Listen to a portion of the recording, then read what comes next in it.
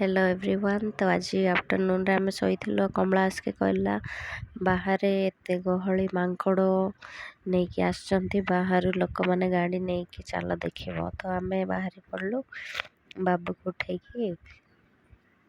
देखा कौन होती मो लेट्रे आसली मैंने आसिक देखुं केते गहली से गोटे गाड़ी रे आसते बोधे आउटसाइड रू सन्ध्यार से मैंने किसी टैलेंट देखा मांकड़ देखते से पाखे मांकड़ अच्छी।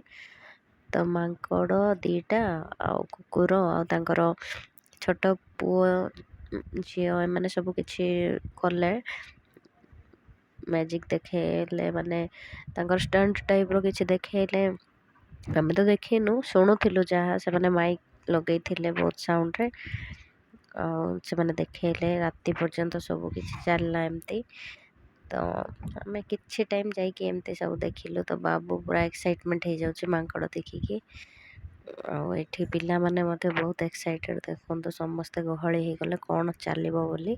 तो से मैंने गोटे सेटअप करके सब देखेवाई आरंभ कले बहुत टाइम पर्यंत से कले देखो आम राति छात उपर जाकि देखिलु से बहुत कष्ट पड़ुंट पेट पाई। तापर से कहले जहाँ को जहाँ दरकार आमको चाउल हो जहाँ भी दियो।